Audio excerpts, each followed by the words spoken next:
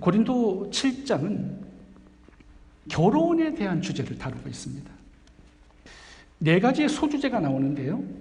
결혼, 이혼, 재혼, 독신. 10절과 11절에 보면 결혼한 자들은 이혼하지 말 것을 명령합니다. 그리고 만약에 이혼을 했더라면 재결합하든지 독신으로 지내라 이렇게 말씀을 합니다. 그리고 싱글들은 결혼하지 말고 혼자 살라고 권면을 하고 있습니다. 왜 독신으로 지내는 것이 더 좋냐? 임박한 환난 때문이라고 말씀을 하고 있습니다. 26절부터 보겠습니다. 왜 독신으로 살라고 하는지 그 이유가 나오는데 임박한 환난 때문이라고 말씀을 하고 있습니다. 26절. 내 생각에는 이것이 좋으니 곧 임박한 환난으로 말미암아 사람이 그냥 지내는 것이 좋으니라. 형제들아 내가 이 말을 하노니 그때가 단축하여진 고로 이후부터 안에 있는 자들은 없는 같이 하며. 지금 종말, 환난, 멸망 이것이 굉장히 가까웠기 때문에 가정을 가지지 말고 싱글로 살라고 말씀을 하고 있습니다. 그러니까 이제 오늘 본문의 배경은 임박한 멸망을 앞두고 있는 시점입니다. 평상시에는 결혼을 해야 하겠지만 임박한 환난과 멸망이 앞에 있으면 싱글로 지내는 것이 좋다라는 권면을 하는 것입니다. 28절 읽겠습니다. 그러나 장가가는 것도 죄짓는 것이 아니요 처녀가 시집가는 것도 죄짓는 것이 아니로되 이런 이들은 육신의 고난이 있으리니 나는 너희를 맡기노라. 육신의 고통이 많다라는 거예요. 환난에는. 바울이 고린도 정서를 기록한 시기가 주후 56년도입니다. 그리고 64년도에는 네로 황제가 로마의 화제의 책임을 그리스도인들에게 돌려서 그리스도인들에 대한 대대적인 핍박이 시작이 됩니다. 수많은 성도들이 잡혀서 매를 맞습니다. 감옥에 들어갑니다. 십자가에 사형을 당합니다. 밤에 횃불을 밝히는 인간 횃불이 됩니다. 원형 경기장에 사자법이 됩니다. 기름가마에 들어가고 톱으로 켭니다.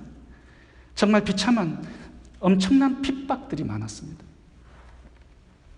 성도들은 일반적인 직장을 가질 수 없어요. 도망자로 살아야 합니다. 산으로 도망해서 굶주리면서 하루하루를 살아야 했기 때문에 가정이 있으면 부모, 배우자, 자식을 책임져야 하기 때문에 독신으로 지내는 것이 좋다라고 권면을 하고 있는 것입니다. 당시 네로 황제의 핍박이 얼마나 심했든지 로마 군인들이 성도들을 잡아서 죽이면서 한 가지의 조건을 겁니다. 이걸 행하면 사형을 면제해 주겠다라는 거예요. 뭐냐 하면 땅에 예수 그리스도의 이름을 적고 그 이름 위에 침을 뱉습니다. 그리고 발로 짓밟고 걸어갑니다. 그렇게 하면 사형이 면제돼요. 사람들이 순교를 선택합니다. 믿음을 배신하지 않아요. 근데 많은 사람들은요, 그리스도의 이름에 침을 뱉고 발로 이름을 짓밟고 지나갑니다. 그 사람들이 누구냐? 가정이 있는 사람들이에요. 자식 때문에, 부모 때문에, 배우자 때문에 그렇게 하는 거예요. 그러니까 환난 때는요, 싱글이 믿음을 지키기가 너무나 좋다라는 거죠. 걸릴 것이 없기 때문에. 그리고 AD 70년 로마의 티토 장군이 예루살렘을 침공합니다. 예루살렘 성전이 불타죠. 이스라엘의 멸망은요, AD 64년에 네로 황제의 핍박과는 차원이 다릅니다. 당시 역사학자 요세푸스의 유대 전량세에 기록된 내용을 보면요, 이스라엘 안에 270만 명이 살고 있었는데 그 중에 110만 명이 죽습니다. 그리고 9만 7천 명이 포로로 끌려가요. 그 당시에 성 안에 살았던 사람들이 굶주림 때문에 자식들을 서로 잡아먹는 인육의 사건이 벌어집니다. 자식을 낳은 게 기쁨과 행복이 아니라 저주였어요. 왜냐하면 로마 군인들이 임신한 여자들의 배를 가릅니다. 아이를 꺼내서 바위에 쳐요. 너무나 잔인한 환난이 있었습니다. 자식들이 죽고 포로로 끌려가는 것을 부모가 봅니다. 가정을 가지고 있다는 것 자체가 엄청난 비극이고 고통이었습니다. 사도 바울은 이러한 환난의 시대에 싱글로 혼자 사는 것이 더 좋다라고 권면을 하고 있는 거예요. 이것과는 차원이 또 다른 환난이 하나가 더 있습니다. 그것은 인류의 종말입니다. 예수님이 재림하시기 직전에 7년 대환란이 있을 것이다. 계시록의 내용이에요. 이것은요, 64년 네로 황제의 핍박과 AD 70년 로마의 이스라엘 침공의 그 환란과는 차원이 또 다른 것입니다. 적그리스도가 통치하고 666패가 찍히고 그리스도인들이 대대적으로 핍박을 받습니다. 데살로니가 전후서를 보면 성도들이 예수님을 배도할 것이다 라고 말씀을 하고 있어요. 성도들이 믿음을 지키기 위해서 얼마나 큰 고통을 받아야 하는지 자세히 나와 있습니다. 가정을 갖고 결혼해서 배우자, 자녀가 있고 부모가 있다는 것이 얼마나 큰 비극인지를 알려주고 있어요. 이런 시대적인 배경 때문에 사도 바울은 싱글로 지내는 것이 좋다라고 권면을 하고 있는 것입니다. 요한계시록의 7년 대환란의 사건을 마태복음 24장에서는 짧게 요약해 놨습니다. 제가 읽어보겠습니다. 어떤 환란인지 한번 살펴보시기 바랍니다. 그때 사람들이 너희를 환란에 넘겨 주겠으며 너희를 죽이리니 너희가 내 이름 때문에 모든 민족에게 미움을 받으리라. 그때 많은 사람이 실족하게 되어 서로 잡아주고 서로 미워하겠으며 그날에는 아이 벤 자들과 젖먹이는 자들에게 화가 있으리로다. 이는 그때 큰 환란이 있겠습니다. 창세로부터 지금까지 이런 환란이 없었고 후에도 없으리라. 그 날들을 감하지 아니하면 모든 육체가 구원을 얻지 못할 것이나 그러나 택하신 자들을 위하여 그 날을 감하시리라. 그날 환란 후에 즉시 해가 어두워지며 달이 빛을 내지 아니하며 별들이 하늘에서 떨어지며 하늘의 권능들이 흔들리리라. 그때에 인자의 징조가 하늘에서 보이겠고 그때에 땅의 모든 족속들이 통곡하며 그들이 인자가 구름을 타고 능력과 큰 영광으로 오는 것을 보리라. 주님의 재림은 환란 후입니다. 환란 전이 아니에요. 환란을 통과하는데 엄청난 핍박과 고통이 있을 것이다 라고 말씀하고 있습니다. 마태복음 10장 21절 보세요. 장차 형제가 형제를, 아비가 자식을 죽는 데 내어주며 자식들이 부모를 대적하여 죽게 하리라. 가족이 왼수입니다. 가정이 기쁨의 공동체가 아니에요. 서로 미워하고 죽이는 그런 시대가 오게 된다는 거죠. 그러니까 환란을 앞두고 종말을 앞둔 시기에는 싱글로 사는 것이 더 축복이다라고 말씀을 하고 있는 것입니다.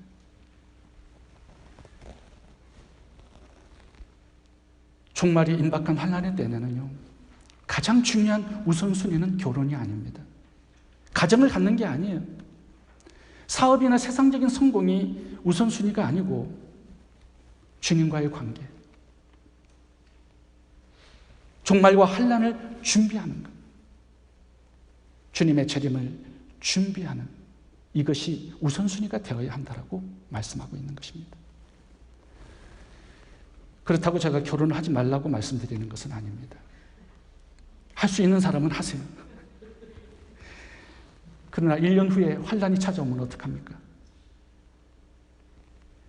가장 중요한 것은 가정을 가지고 자녀들을 믿음으로 잘 양육해서 환란 속에서도 믿음을 지키고 예수님의 재림을 잘 준비하는 가정이 되게 하는 것입니다. 환란의 때에도 믿음을 지키고 언제 주님이 오셔도 부끄럽지 않게 맞이할 수 있도록 종말을 믿음으로 잘 준비할 수 있기를 바랍니다. 두 번째, 종말과 환란을 준비하는 자세는 주님 향한 마음을 빼앗기지 않아야 합니다. 29절 읽겠습니다. 그때가 단축하여진 고로 이후부터 안에 있는 자들은 없는 자 같이 하며, 이거는 아내를 무시하라는 거 아닙니다. 배우자에 대한 지나친 애정 때문에 주님께 드려야 할 마음을 빼앗기지 말라는 거예요. 그렇잖아요. 어떤 부분은 너무 애정이 심해. 애정 표현이 너무 적나라해. 주님을 향한 믿음을 빼앗길 수 있다는 말이에요. 애정 때문에. 30절, 우는 자들은 울지 않는 자 같이 하며, 세상의 고통과 슬픔에 너무 집중해서 주님 향한 마음을 빼앗기지 말라라는 뜻입니다. 기쁜 자들은 기쁘지 않는 자 같이 하라는 말씀도 나오죠. 세상의 재미와 쾌락과 오락의 마음을 뺏겨서 주님을 잃어버리지 말라는 것입니다. 매매하는 자들은 없는 자 같이 하라는 말씀도 나옵니다. 직장과 사업, 세상의 성공과 재물 때문에 주님을 향한 마음을 빼앗기지 말라라는 뜻입니다. 이 네 가지가 나옵니다. 배우자, 슬픔, 기쁨, 세상의 성공과 재물. 이 네 가지 중에 어떤 것이 가장 크게 우리의 마음을 빼앗아 갈까요?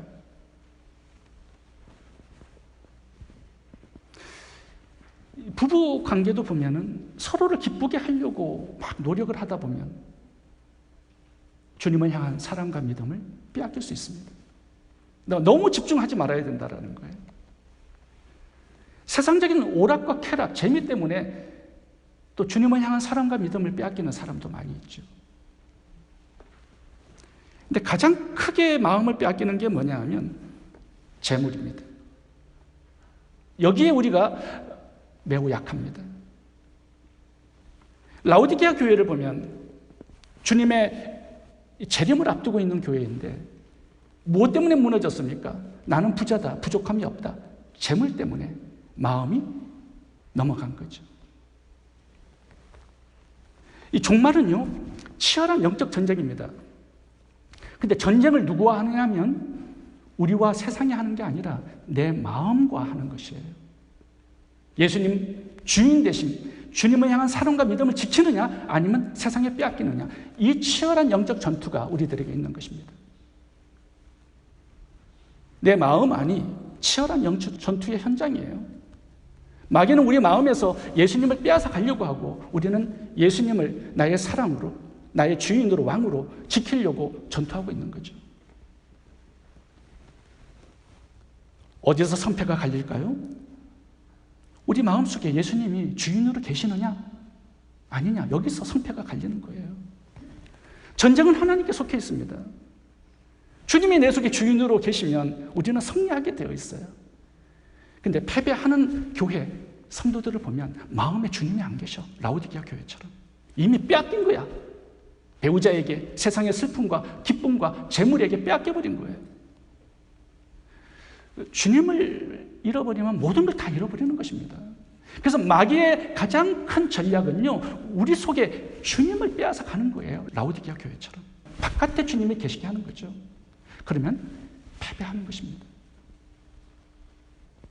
마귀는 종말에 우리의 마음에서 주님을 빼앗아 가는 것을 세상의 목표로 삼고 세상에 너무나 아름답고 좋고 재미있는 것들을 우리 옆에다가 붙여둡니다. 그래서 너무 시간과 마음을 많이 쓰게 되면 주님을 잃어버리게 되는 거죠. 거기에 대한 좋은 예화가 창세기 19장 소돔과 고모라 성의 멸망 때 룻의 처에 대한 이야기입니다. 주님은 그 가정을 구원하시기 위해서 한 가지의 명령을 줍니다.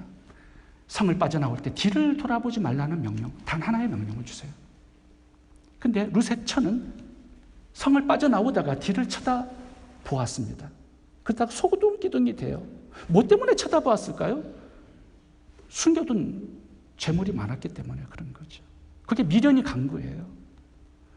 창세기 19장의 이 룻의 처가 우리들에게 주는 교훈이 뭡니까?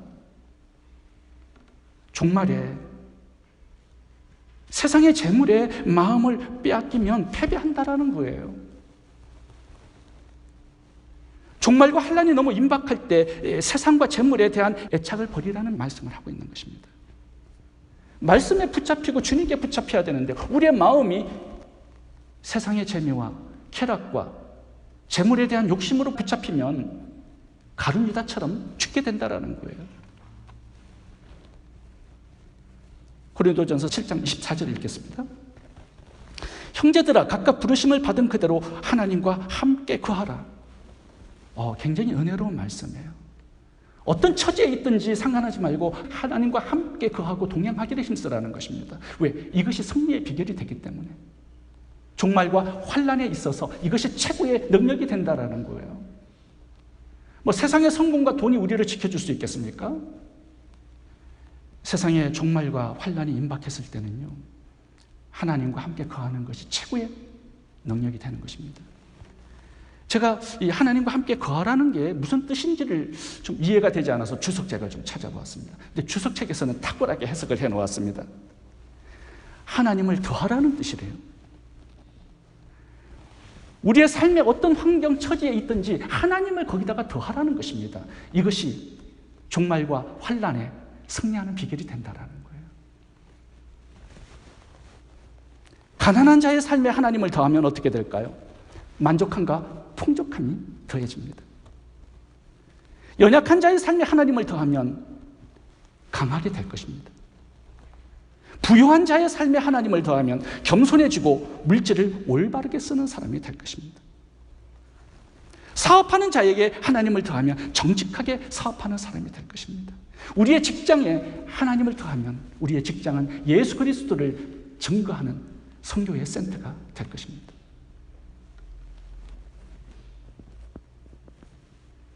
재물도 우리의 마음을 예수님으로부터 빼앗는 능력이 되지만 또 하나 우리의 마음을 빼앗는 것이 있습니다. 그게 뭐냐 하면 고난과 역경 가운데 슬퍼하는 거예요. 이 슬픔도요, 우리의 마음을 너무나 많이 빼앗아갑니다. 거기에 집중하다 보면요, 마음이 거기에 쏠리고 예수님을 잃어버릴 수 있어요. 그래서 너무 슬퍼하지 마시기 바랍니다. 하박국을 보면 하박국이 굉장히 슬퍼합니다. 하박국 3장에 걸쳐서 하박국의 슬픔이 짙게 깔려 나옵니다. 왜 그럴까요? 주전 586년에 이스라엘이 바벨론에게 멸망을 당하기 때문에 바로 그 직전에 하박국서를 기록했습니다. 왜 하나님을 믿는 성도들이, 백성들이 이렇게 고통을 당해야 합니까? 멸망을 당해야 합니까? 그 질문을 하나님께 드려요. 하나님은 의인은 믿음으로 살리라는 하나의 답변을 주셨습니다. 어떤 상황에서도 하나님을 신뢰하며 사랑하며 믿음으로 산다라는 거예요. 어떤 슬픔이 와도, 어떤 시험과 환난, 역경이 와도 하나님을 향한 믿음으로 산다라는 거죠. 하박국은 3장에서는 힘을 얻습니다. 멸망을 바로 앞두고 전염병과 굶주림으로 죽어가는 백성들을 바라보면서 그래도 기쁨을 얻어요. 왜? 하나님을 향하여서 마음을 드렸기 때문에 그렇다라는 거예요. 하박국 3장 읽어보겠습니다. 내가 들었으므로 내 창자가 흔들렸고 그 목소리로 말미암아 내 입술이 떨렸도다. 무리가 우리를 치러 올라오는 환난 날을 내가 기다림으로 썩이는 것이 내 뼈에 들어왔으며 내 몸은 내 처소에서 떨리는도다. 비록 무화과나무가 무성하지 못하며 포도나무에 열매가 없으며 감람나무에 소출이 없으며 밭에 먹을 것이 없으며 우리의 양이 없으며 외양간에 소가 없을지라도 나는 여호와로 말미암아 즐거워하며 나의 구원의 하나님으로 말미암아 기뻐하리로다. 주 여호와는 나의 힘이시라. 와, 참 멋진 고백을 드립니다. 이것이 슬픔을 당한 자들이 드려야 될 하나님을 향한 믿음의 고백입니다.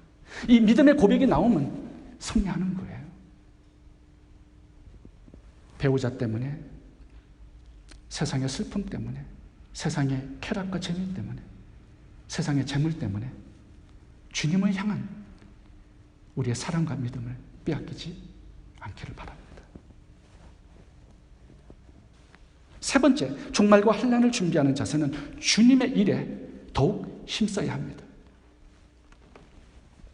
32절에서 35절까지 보면 세상 일, 주의 일이 계속 대조되어서 반복해 나옵니다. 32절 주의 일, 33절 세상 일, 34절 주의 일, 세상 일, 35절 흐트러짐이 없이 주를 섬기게 하려 함이라.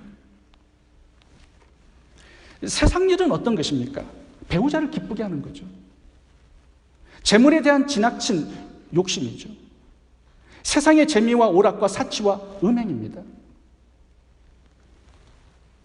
세상 일 때문에 주님을 향한 마음을 다 빼앗기고 헛된 인생 살다가 주님을 만날 수 있기 때문에 종말에는 더욱 주의 일에 힘쓰는 자가 되라고 권면을 하고 있습니다. 종말과 환난은요, 어떻게 이기느냐? 사명으로 이기는 거예요. 주의 일에 힘씀으로 이기는 것입니다.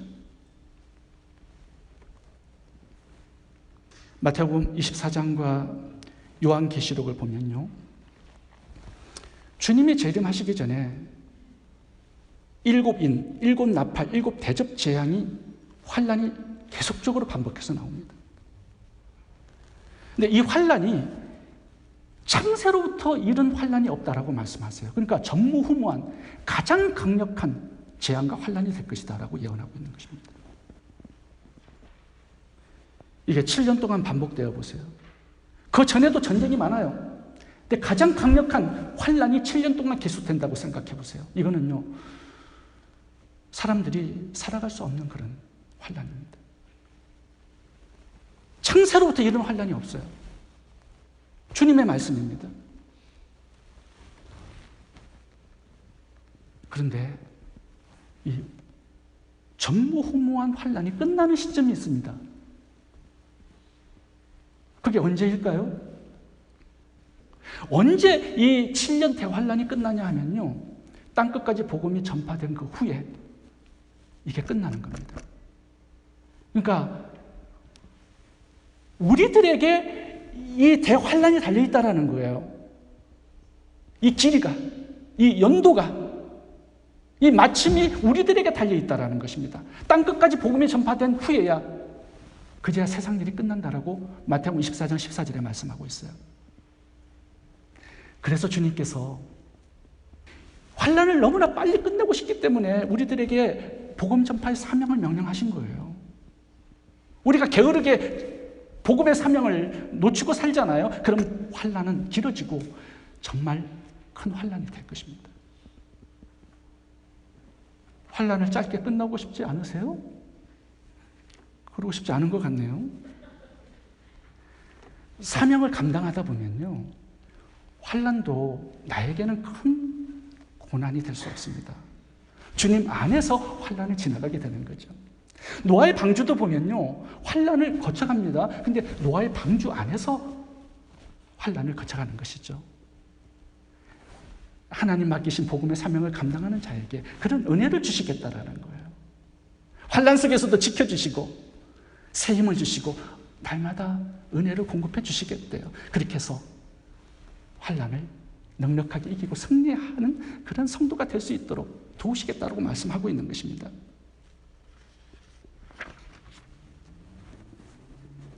요한계시록을 보면요, 맨 처음에 7교회가 나옵니다.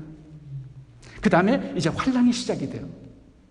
왜 7교회를 먼저 두셨을까요? 이 7년의 환난 동안에 복음을 전하는 사명 때문에 이 교회를 두시는 거예요. 성도들을 두시는 거예요. 어떤 목사님들은 환난 전에 성도들이 휴거한다라고 얘기하시는 분들이 많은데 그렇지 않습니다. 환난을 통과하게 하시고 사명을 감당하게 하세요. 교회와 성도들을. 그래서 우리를 통해서요, 복음이 땅끝까지 환난 가운데 전거되는 겁니다. 환난 때문에 예수님을 바라보고 소망하고 믿는 사람들이 많아지는 거예요. 그 속에 우리를 두시는 것입니다. 생명과 축복의 통로로 우리를 사용하시는 거예요. 그래서 사명을 감당할 때 하나님의 나라가 완성이 되고 주님의 재림은 우리의 사명을 통하여서 완성이 되는 것입니다. 근데 라오디게아 교회 보세요. 돈이 그들의 마음을 다 빼앗아갑니다. 사명이 없어요, 교회인데. 다른 교회들은 전부 다 이단들에게 잡혀버려요. 서문화 교회, 빌라델비아 교회, 이 두 교회가요, 땅끝까지 복음을 전파하는 복음의 사명으로 쓰임을 받습니다. 마태복음 24장 보시면 요한계시록 전체의 환난을 한 장으로 요약해 놨습니다. 마태복음 24장 끝에 보면 뭐가 나와요? 깨어있으라 말씀하면서 무엇으로 깨어있어야 되냐? 사명으로 깨어있으라고 말씀하십니다. 이것이 종말과 환난을 준비하는 바른 자세라는 거예요. 마태복음 24장 44절 읽겠습니다. 그러므로 너희도 예비하고 있으라. 생각지 않은 때에 인자가 오리라.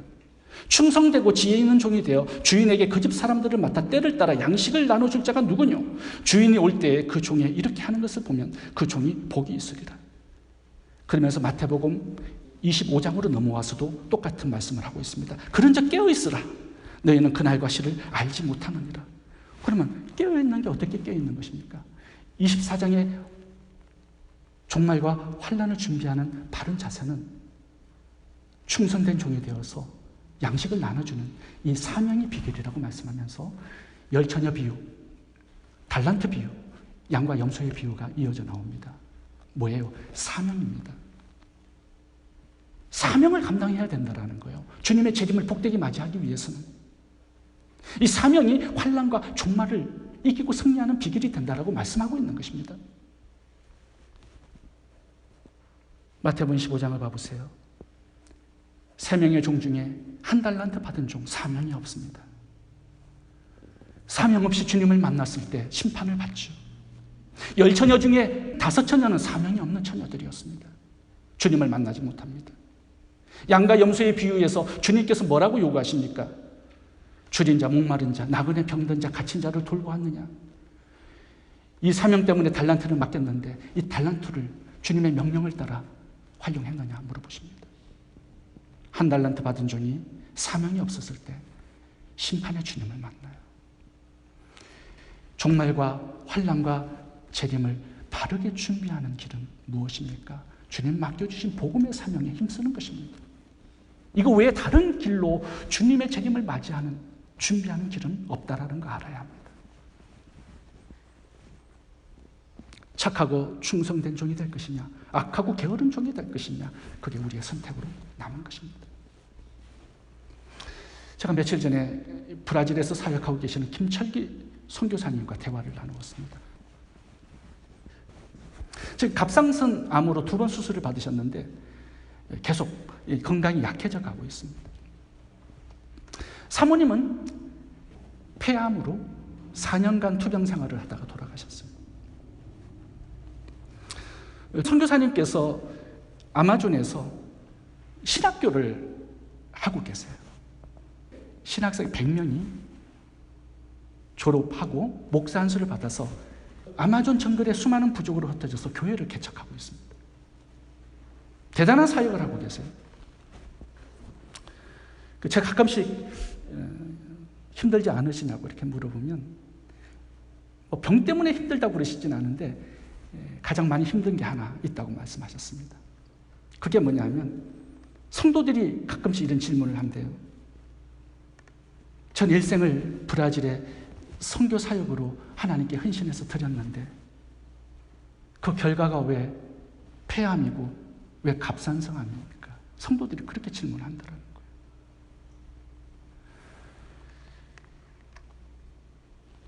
하나님을 바르게 믿고 헌신하면 복을 받아야지 왜 이런 재앙을 받는 것입니까? 그렇게 성도들이 질문하고 교회를 떠나간 성도들이 많았다고 그렇게 간증을 하셨습니다. 김철기 선교사님도 어느 날 하나님께 질문을 드렸어요. 하나님, 전 일생을 브라질 선교에 드렸고 하나님의 영광을 위해서 이렇게 일하고 있는데 왜 저는 이렇게 복을 받지 못하고 이렇게 갑상선 안으로 2번 수술하고 이렇게 건강이 약해져 있습니까? 건강을 붙돋아 주셔야 힘을 얻어서 사역도 감당할 거 아닙니까? 그런 안타까운 기도에 질문을 주님께 드렸다고 합니다. 저도 통화를 하고 난 다음에 하나님께 질문이 생기는 거예요. 전 일생을 하나님 영광을 위해서 드린 사역자들의 열매는 무엇입니까? 곰곰이 생각하지 않을 수 없고 질문을 드리지 않을 수가 없어요. 우리가 전 일생을 주님께 드리고 헌신하고 주님의 영광을 위해서 살아가고 있어요. 근데 주님께서 주시는 축복이 뭘까요? 이렇게 헤아려 보면 별로 없는 것 같아요. 그렇죠? 뭐 그렇게 특별하게 재물의 복을 받은 성도님들이 많지는 않은 것 같습니다. 그렇다고 세상적인 어떤 뭐 성공과 출세를 하신 분들도 별로 없는 것 같아요. 물론 김철기 선교사님은 100명의 목회자들을 양성해서 상당히 많은 부족의 교회를 개최하고 계십니다. 그것이 열매라고 말할 수 있습니다. 그런데 제가 그것보다 더 큰 열매를 발견했습니다. 그것은 고난과 역경 속에서도 주님을 잃어버리지 않았다는 거예요. 사모님의 죽음과 갑상선 암의 2번의 수술 가운데서도 사명을 잃어버리지 않았습니다. 저는 이것이 김철기 선교사님의 가장 큰 하나님 주신 축복과 열매가 아닐까 생각해 봅니다. 100명의 신학생을 배출해서 100개의 교회를 개최했다라고 생각해 보세요. 근데 마음의 주님을 잃어버렸어. 마음의 주인은 주님이 아니야. 그러면 그 많은 열매가 무슨 소용이 있겠습니까? 자신의 고난과 역경 때문에 하나님 원망 불평하고 믿음을 잃어버리고 사명을 잃어버린다면 다른 것에 큰 승리를 거두어도 내적으로 실패한 거죠. 외적으로 어떤 큰 열매가 참된 열매가 될 수 있겠습니까? 주님께서 기대하시는 열매는요, 어떤 역경과 슬픔과 고난 가운데서도 주님을 향한 사랑과 믿음 흔들리지 않고 빼앗기지 않는 거예요. 주님 맡기신 사명 빼앗기지 않는 것입니다. 가난해도 슬프도 고난과 역경 속에서도 주님 맡기신 사명 끝까지 헌신하고 충성하는 것이 하나님께서 기대하시는 열매 아니겠습니까? 우리가 맺어야 할 열매는 외적인 것이 아닙니다. 내적인 것이에요. 영적인 것입니다. 주님과의 끈끈한 관계, 주님을 향한 사랑과 믿음입니다. 그리고 주님 맡기신 사명에 끝까지 헌신하고 충성을 다하는 것입니다. 마태복음 25장 21절에 봐보세요. 주님의 칭찬과 인정이 나오는데 그것은 외적인 어떤 열매가 아니라 착하고 충성된 내적인 것입니다. 마태복음 25장 21절을 제가 읽고 마치겠습니다. 그 주인이 이르되 잘하였도다 착하고 충성된 종아 네가 작은 일에 충성하였으며 내가 많은 것을 내게 맡기리니 내 주인의 즐거움에 참여할지어다. 아멘. 기도하겠습니다. 좋으신 하나님, 앞으로 다가올 환난을 잘 준비하는 저희들 되게 해 주옵소서. 주님을 향한 믿음과 사랑을 빼앗기지 않고 굳게 지키고 주의 일에 더욱 헌신하고 충성하는 저희들 되게 해 주옵소서. 주님을 향한 저희들의 사랑과 믿음, 헌신과 충성을 보고 많은 사람들이 함께 주님을 사랑하고 헌신하고 충성하도록 저희들을 좋은 신앙의 모델로 사용해 주옵소서. 예수님 이름으로 기도합니다.